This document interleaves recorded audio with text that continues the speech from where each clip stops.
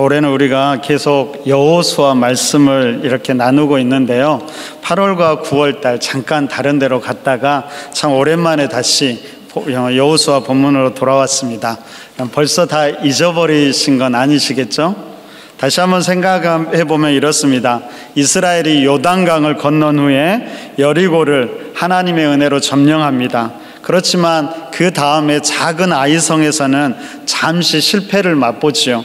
하지만 다시 전열을 가다듬고 하나님의 은혜로 그것도 점령하고요. 실수로 기브온과 언약을 맺었지만 하나님의 선하신 인도하심으로 기브온을 공격한 남부연합군 전체를 한꺼번에 전멸시킵니다. 그리고 그 이후에는 북방의 연합군까지도 모두 무찌르게 되지요. 그렇게 점령한 지역에 대해서 이제 정리하면서 오늘 성경 11장 16절과 17절은 이렇게 이야기합니다. 여호수아가 이같이 그 온 땅 곧 산지와 온 네겝과 고센 온 땅과 평지와 아라바와 이스라엘 산지와 평지를 점령하였으니 곧 세일로 올라가는 한락산에서부터 헤르몬산 아래 레바논 골짜기에 바알갓까지라. 그들의 왕들을 모두 잡아 쳐 죽였으며. 여러 가지 지명이 나오지만 사실 우리가 다 알지는 못하지요. 그렇지만 중요한 것은 정복된 땅의 경계가 가나안의 일부 지역만이 아니라 온 땅, 가나안의 전 영역에 이른다라는 것이죠. 여러분, 물론 이것이 가나안을 완전히 진멸시켰다라는 말은 아닙니다. 하지만 이제는 이스라엘이 가나안의 전역에 거점을 마련했고 가나안의 세력은 이제 더 이상 이전처럼 대규모로 연합하지 못한다는 것이죠. 그래서 지금까지는 전쟁이 전면전의 양상을 띄었다라면 이제는 이후에는 국지전 양상으로 전환되게 됩니다. 그럼 사실 이 기간이 글로는 이렇게 간단하게 기록되었지만 글이 시간을 보면 그렇게 짧은 시간은 아니었습니다. 여러분, 우리가 갈렙을 통해서 이 전쟁 기간을 한번 유추해 볼 수 있는데요. 갈렙이 가데스 바네아에서 가나안 땅을 정탐할 때가 대략 한 40세였다라고 합니다. 그리고 그 가데스 바네아에서부터 세레 시내를 건너기까지, 그러니까 쉽게 이야기하면 요단강 가까이 왔을 때가 한 38년이 지났다라고 성경은 이야기합니다. 그러니까 갈렙이 요단을 건널 때는 대략 한 78세 정도 되었지요. 그리고 가나안 전쟁을 다 마치고 이제 땅을 분배할 때 이 갈렙이 자기의 나이를 이야기하는데요. 대략 자기의 나이가 85세라고 이야기합니다.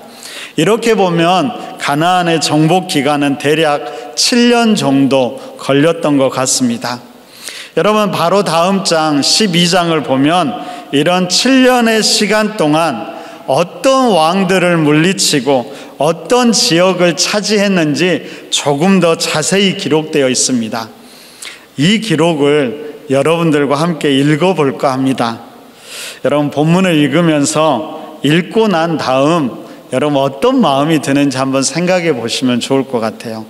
여러분, 쉽지 않을 수 있으니까 끝까지 포기하지 말고 한번 열심히 한번 읽어보시기 바랍니다. 제가 1절 읽고 여러분들이 2절 읽고 그렇게 24절까지 다 한번 읽어보도록 하겠습니다. 어떤 마음과 생각이 드는지 한번 이렇게 느껴보시면 좋을 것 같아요. 제가 1절 읽도록 하겠습니다.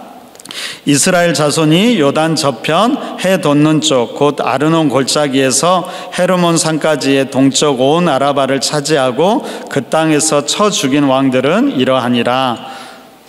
시온은 헤스본에 거주하던 아모리 족속의 왕이라.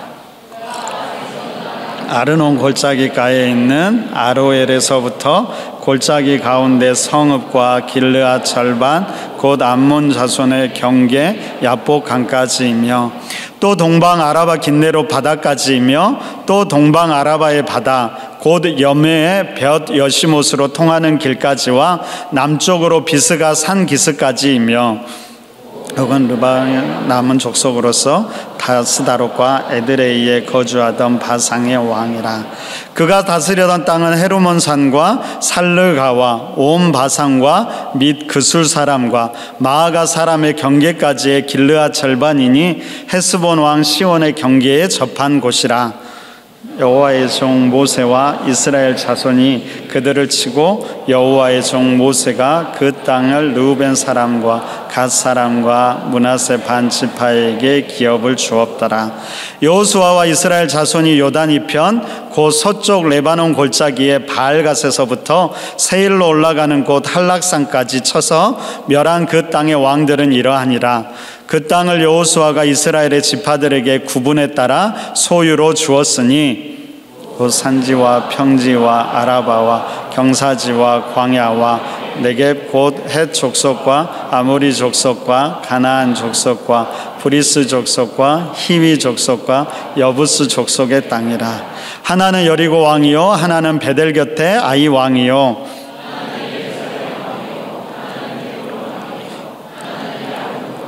하나는 라기스 왕이요 에글론 왕이요 하나는 드빌 왕이요 하나는 게델 왕이요 하나는 호르마 왕이요 하나는 아라드 왕이요 하나는 림나 왕이요 하나는 아둘람 왕이요 마케다 왕이요 하나는 베델 왕이요 하나는 답부아 왕이요 하나는 헤벨 왕이요 아베 왕이요 하나는 나사론 왕이요 하나는 마돈 왕이요 하나는 하솔 왕이요 하나는 악사 하나는 다낙 왕이요 하나는 무기또 왕이요 하나는 돌의 높은 곳에 돌 왕이요 하나는 길갈의 고임 왕이요 하나는 디르사 왕이라. 모두 31 왕이었더라. 아멘. 네, 수고하셨습니다. 여러분 어떠세요? 여러분 계속 읽으면서 어떤 생각이 드셨습니까? 아마 성경을 한 장을 읽으라고 하면 절대로 이런 것은 안 읽겠죠. 아마 통독을 할 때도 아마 고민이 될 것 같아요. 이걸 건너뛸까 읽을까. 그런 본문입니다. 여러분 도대체 알 수 없는 이름들, 발음도 어렵고 도대체 이 본문이 나와 무슨 상관이 있는데 그런 생각이 저절로 들지요. 여러분 당연합니다. 목사인 저도 그렇습니다. 여러분 말씀을 준비하면서 오늘 본문을 보는데 야 도대체 오늘 본문으로 무슨 말씀을 전하지? 그런 생각이 들더라고요. 여러분 왜 이런 생각과 마음이 드는 걸까요? 왜 성경인데 하나님 말씀을 읽는데도 이런 생각과 마음이 드는 걸까요? 아마도 오늘 본문에 수많은 왕들이 나오지만 그들이 우리와는 별로 상관이 없기 때문이겠지요. 그들의 이름을 들어도 우리에게 떠오르는 것은 아무것도 없습니다. 근데 여러분 한번 생각해 보세요. 당시 이스라엘 백성들에게는 어땠을까요? 그들이 이 이름을 들었을 때 우리처럼 아무런 의미가 없는 그런 이름으로 들렸을까요? 아닐 겁니다. 분명히 우리와는 다른 마음과 감격이 그들에게 있었겠지요. 이 차이가 무엇일까요? 그들과 우리의 차이는 무엇일까요? 아마도 그 차이 중에 한 가지는 이스라엘은 그들과 관계된 이야기를 가지고 있었다라는 것이죠. 여러분 여호수아서를 크게 두 부분으로 나누면 1장부터 오늘 읽은 12장까지 요단강을 건너서 가나안 정복 활동에 대한 기록이고요. 13장부터 마지막 24장까지는 정복한 가나안 땅을 분배하고 전쟁을 마무리하는 이야기입니다. 그러니까 오늘 본문의 여호수아 12장은 이스라엘이 그동안 정복한 왕들을 총정리하는 차원에서 왕의 이름들을 하나하나 기록하고 있는 것입니다. 여러분 이스라엘 백성들이 이 이름을 들을 때 여러분 이스라엘 백성들에게는 그 모든 기억들이 다시금 떠올랐겠지요. 광야를 지나서 요단강 근처를 도착했을 때부터 자기들이 어떠한 길을 걸어왔는지가 생생하게 다시금 기억되었을 겁니다. 야, 그렇지. 우리가 그때 그 왕을 그렇게 이겼잖아. 하나님의 역사가 그때 대단했잖아. 그렇게 전쟁의 경험들을 생생하게 떠올리면서 그들은 서로 이야기의 꽃을 피울 수 있었을 겁니다. 여러분, 예를 들어서 9절에 기록된 여리고 왕이 등장하지요. 그들이 만약 이 기록을 보았다라면 그들이 요단강을 건너서 가나안 첫 성이었던 난공불락의 성 여리고를 마주할 때 그들이 느꼈던 두려움과 떨림이 어떤 것이었는지, 여호수아가 하나님의 명령이라고 하면서 여리고를 하루에 한 바퀴씩 돌라고 했을 때 그들이 얼마나 긴장하면서 그 성을 돌았는지, 하루도 아니고 무려 6일 동안 매일 하루에 한 바퀴씩, 그것도 침묵 속에서 돌고 다시 숙소로 돌아오라고 했을 때 그들이 어떤 생각과 어떤 마음이었는지, 그리고 마지막 7일째에는 7바퀴를 돌고 나팔을 불면서 외치라고 했을 때 얼마나 힘을 크게 주어 외쳤는지, 그리고 그 여리고가 무너져 내렸을 때 어떤 충격과 감격이 있었는지, 이러한 생생한 이야기와 감정들을 그들은 가지고 있었다라는 것이죠. 여러분, 바로 이렇게 함께 공유한 이야기와 감정들이 그들을 하나의 공동체로 묶어주게 되고요, 바로 이런 이야기들을 다음 세대들에게 전하면서 신앙의 유산은 전수되게 되는 것입니다. 그럼 바로 이것이 오늘 본문을 대할 때 우리와 그들의 차이점일 것입니다.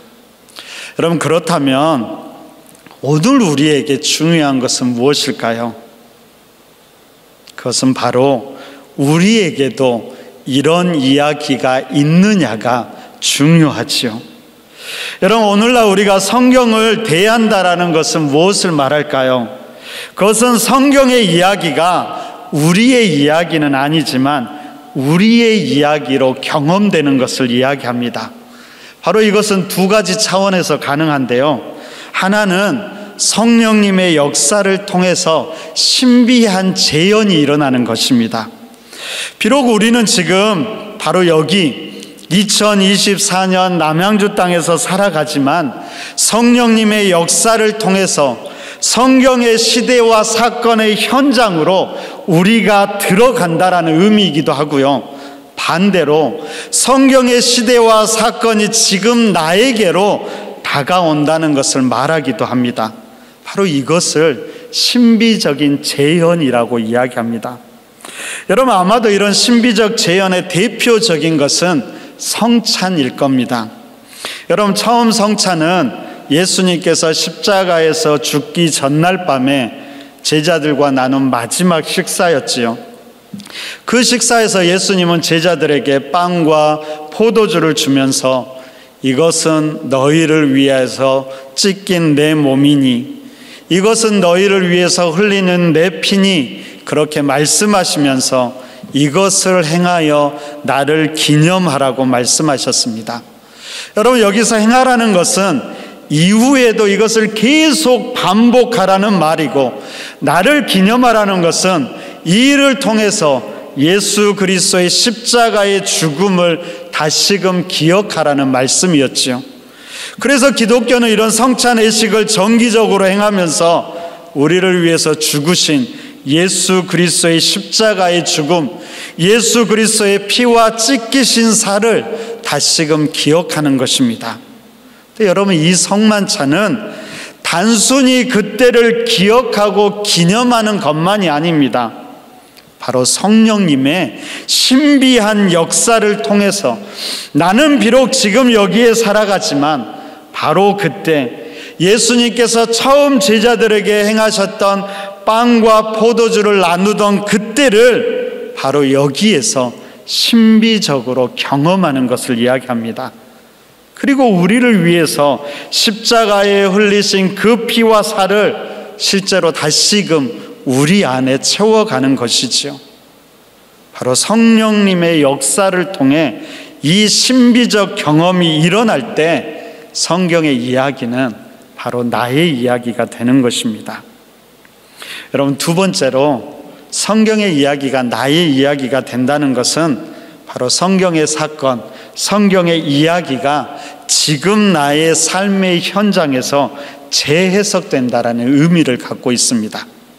그러면 예를 들어서 우리가 여리고가 무너진 본문을 대할 때, 그것을 대할 때 단지 그것을 과학적으로 분석해서 진짜로 여리고가 무너질 수 없느냐, 얼마나 크게 소리를 질러야 그것이 무너질 수 있느냐, 그렇게 따지는 것이 아니라 견고한 성 여리고가 인간적인 방법이 아닌 전혀 새로운 방법인 하나님의 말씀의 순종함을 통해 무너진 것을 보면서 바로 지금 나의 삶에 존재하는 여리고, 나를 가로막고 나를 낙심하고 절망하게 하는 그 강력한 여리고를 나 또한 인간적인 방법이 아니라 하나님의 방법으로 무너뜨리는 것이죠.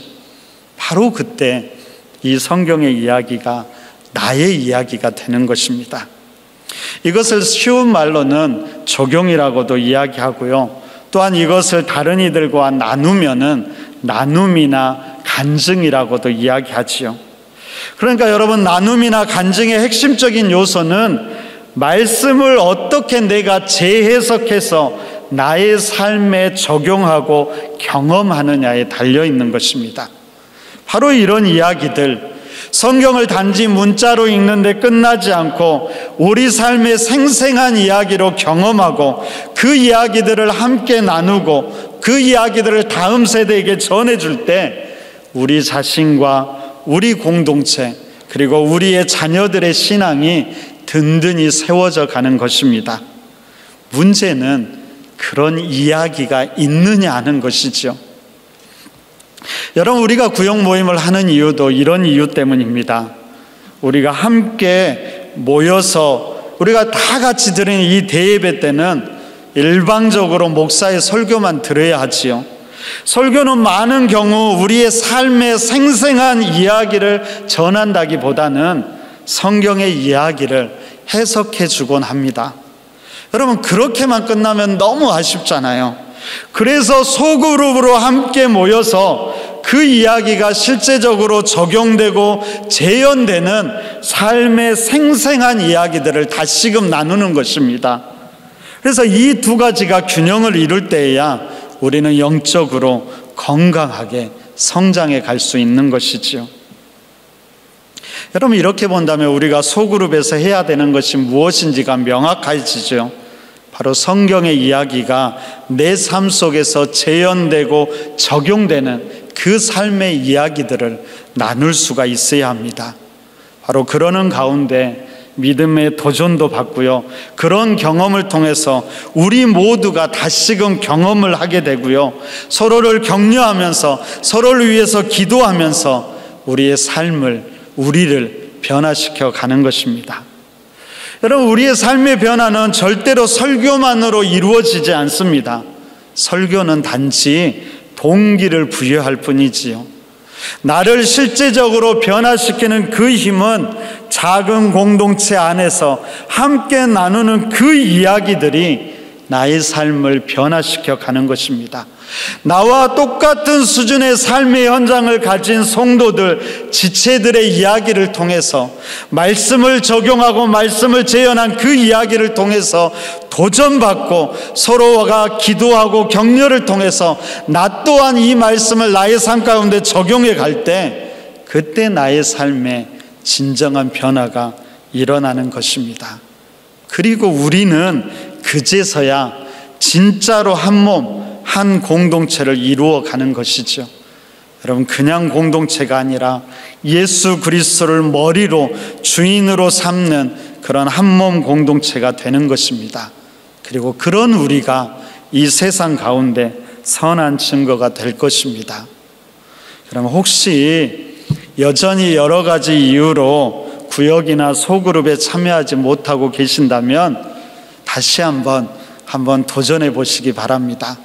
여러분, 매번 참석하기가 어렵다면 가끔 어쩌다 한 번이라도 참석하셔서 함께 하나님의 은혜를 나누고요, 서로를 위해서 기도하고 사랑과 은혜를 나누어 보시기 바랍니다.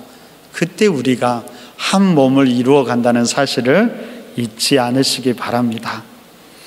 자, 아무튼 우리의 삶에서 여러분, 우리의 신앙생활에서 중요한 게 뭐냐면요, 그런 이야기들입니다. 그러면 한 개인이 신앙인으로 성장하는 것, 그리고 한 공동체가 신앙 공동체의 정체성을 갖는 것, 그리고 신앙의 유산이 계속해서 다음 세대에게 물려지는 것은요, 모두 이야기를 통해서 가능합니다.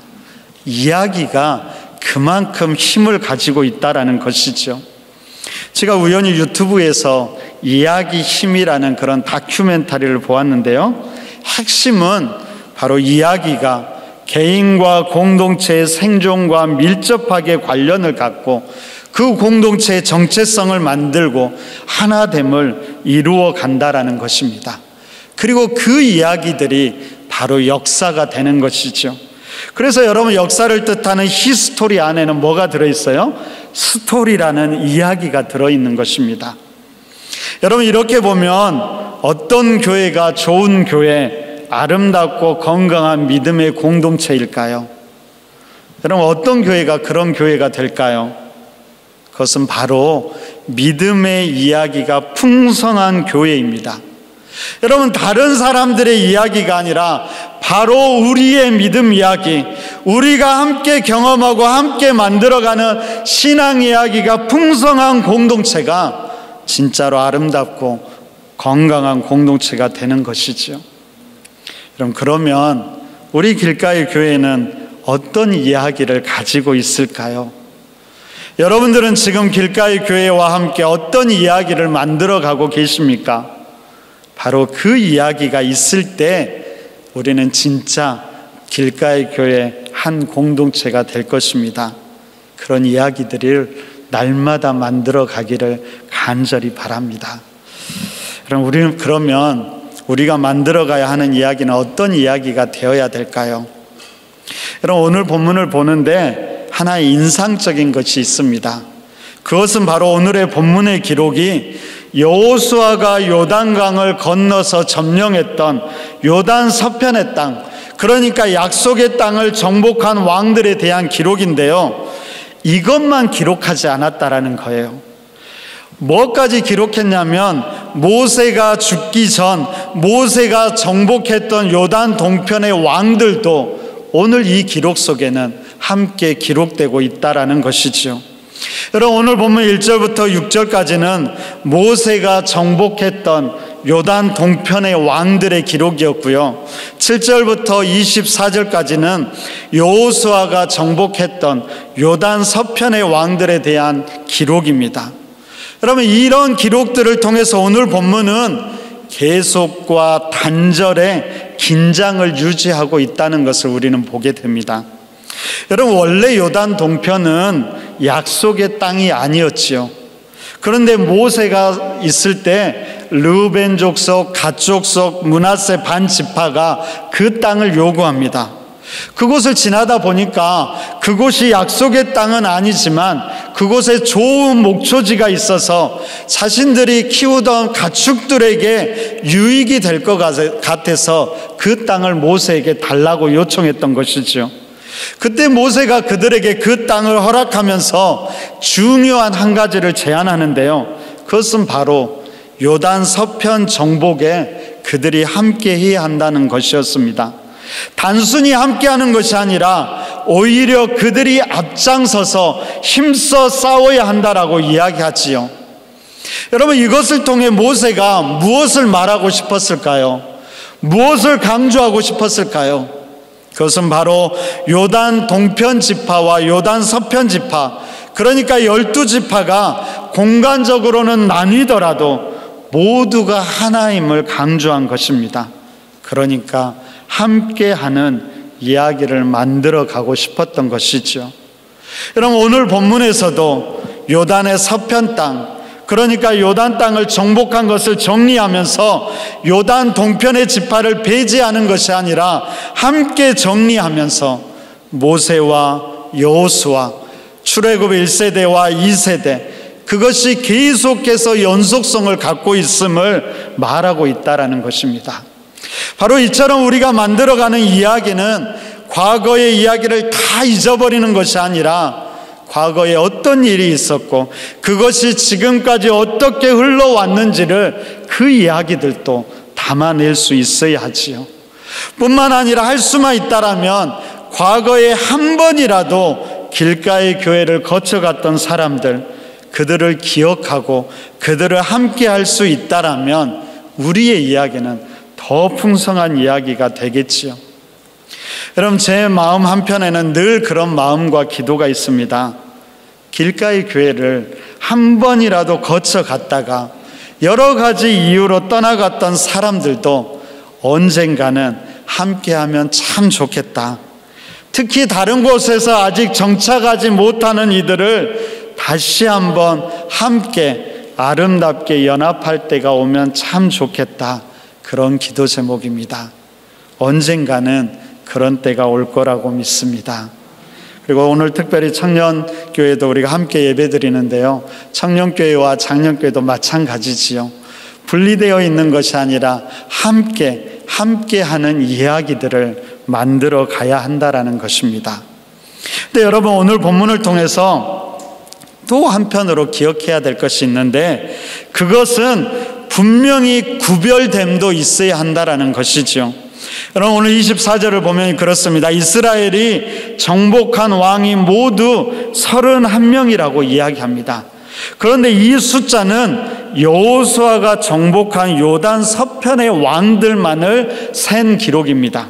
그러니까 어쩌면 24절은 의도적으로 모세가 정복했던 요단 동편의 두 왕은 배제하면서 31명의 왕들만을 기록하고 있다라는 것입니다. 바로 이것은 두 시대가 연속되지만 또한 단절된다는 것도 이야기해 주고 있습니다. 여러분, 모세의 시대는 율법 시대를 대변하고요, 여호수아 시대는 복음의 시대를 대변합니다. 또한 모세는 광야를 이동하는 삶이었다라면 여호수아는 이제 가나안에 정착하면서 안식을 누리는 삶이지요. 여러분, 새술은 새 부대에 담아야 하듯 이제 이스라엘은 하나님이 허락하신 새 땅에서 새로운 삶의 방식이 필요하다라는 것입니다. 여러분, 우리 길가의 교회가 이제 써내려가는 이야기도 그래야 합니다. 이전에 얽매이는 것이 아니라 이전과는 다른 새로운 방식, 새로운 이야기가 되어야 되는 것이죠. 정리하면 이렇습니다.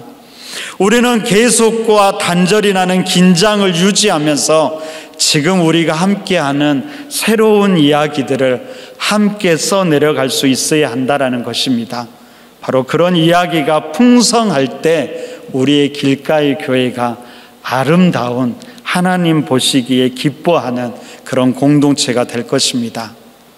그런데 오늘 여러분 추수감사절이잖아요. 오늘 본문을 또 다른 관점에서 보고 싶습니다. 그것은 바로 이스라엘을 물리쳤던 31명의 왕, 더 많게는 33명의 왕들의 이름은 이스라엘 백성들의 소중한 승리의 이야기면서 하나님께서 이스라엘에게 베풀어 주신 33가지의 축복이기도 합니다. 여러분, 하나하나 간단히 이름만 기록되었지만 거기에는 풍성한 하나님의 역사와 은혜가 담긴 33가지의 풍성한 이야기가 담겨 있는 것이죠. 여러분, 이스라엘 백성들이 여기까지 올 줄 알았을까요? 물론 기대하고 소망은 했겠지요. 하지만 막강한 군사력으로 무장한 가나안 족속들과의 싸움에서 승승장구한다라는 것은 그 자체가 기적이었습니다. 여러분, 이스라엘 백성들은 제대로 훈련도 받지 못했고요, 변변한 무기도 없었지요. 그 싸움을 도저히 감당할 어떤 것도 없었습니다. 여러분, 이스라엘에게 훌륭한 계획과 전략이 있었던 것도 아닙니다. 그냥 단순히 한 걸음 한 걸음 그때그때 하나님께 집중하면서 순종하면서 오다 보니까 어느새 가나안의 33명의 왕들도 물리치고요, 가나안 땅 전체도 정복하게 되었던 것입니다. 그럼 돌아보면 항상 승리만 있었던 것이 아니지요. 때로는 실수도 하고 실패도 했지만 그래도 여기까지 왔다는 것입니다. 이스라엘의 능력이 아니라 전적인 하나님의 능력이었고 하나님의 은혜였지요. 그러니까 오늘 이스라엘의 승리의 기록은 바로 은혜의 기록이고요, 혼자가 아니라 함께 누리는 은혜의 기록들이었습니다. 지금 그 사실을 자랑스럽게 기록하며 간증하고 있는 것이고, 그것을 소중히 기록하여서 다음 세대들에게 신앙의 유산으로 물려주고 있는 것입니다. 여러분, 길가의 교회 함께 신앙생활 하면서 정말 바라는 것이 있다라면 이것이지요. 풍성한 은혜의 이야기, 그것이 우리 한 사람 한 사람의 이야기뿐만 아니라 우리가 함께 만들고 누리는 그런 이야기들이 점점 더 많아지고 함께 경험하는 것이지요. 분명히 이전의 역사들을 이어가지만 또한 이전과는 전혀 다른 하나님이 베풀어 주신 새로운 역사와 은혜를 우리가 함께 경험하는 것입니다. 그리고 그것이 다음 세대들에게도 아름답게 들려지게 되는 그런 아름다운 길가의 교회가 되었으면 너무너무 좋겠습니다. 우리에게 치밀하고 원대한 계획이 없어도 괜찮습니다. 때로는 실패하는 것 같이 보여도 괜찮습니다. 그 계획은 우리가 아니라 하나님께서 가지고 우리를 인도하실 것입니다. 단지 우리는 하루하루 순간순간 그 하나님을 의지하면서 우리가 함께 믿음의 발걸음을 내디딜 때 바로 마침내 어쩌면 우리도 모르는 사이에 하나님께서 이루시는 것을 보게 될 것입니다. 바로 그 승리의 자리에 서게 될 것이라고 믿습니다. 바로 그런 은혜와 축복이 우리 한 사람 한 사람의 삶 가운데 함께하는 우리 길가의 교회의 모든 걸음 가운데 넘쳐나기를 간절히 바랍니다. 사랑하는 여러분, 이 가을 우리가 함께 그런 신앙의 이야기를 만들어 갑시다. 함께 예배드림을 통해서, 그리고 마지막 주마다 함께 기도하는 연합기도회를 통해서, 매월 첫째 주에 함께 기도드리는 첫날 기도회에 함께 하면서 뜨겁게 기도하면서 힘들지만 새벽 하루라도 헌신하는 마음으로 교회와 함께하는 성도들을 위해 기도함으로 함께 소그룹과 구역 안에서 은혜도 나누고 사랑도 나누고 눈물도 나누면서 함께 땀 흘려 수고하고 봉사하면서 오늘 우리가 과일을 모아서 또 연약한 이들을 섬기는 것처럼 우리의 작은 것이지만 함께 모아서 연약한 이들을 도우면서, 그리고 추수감사절 찬양제를 위해서 구역들이 열심히 준비한 찬양과 율동도 함께 하면서, 그리고 10월 셋째 주 토요일에 함께 가을 나들이도 떠나면서 함께하는 아름다운 이야기들을 우리가 만들어 갔으면 좋겠습니다. 그것이 하나님이 주시는 축복으로 우리의 인생의 한 페이지를 채워가고 우리 길가의 교회의 역사의 한 페이지를 채워가고, 그것이 바로 우리 다음 세대들에게도 아름답게 전해지고 들려지는 귀한 신앙의 간증과 역사가 되기를 바랍니다. 함께 그 축복을 누리고 써가는 귀한 추수감사주일, 그리고 귀한 가을이 되시기를 간절히 바랍니다.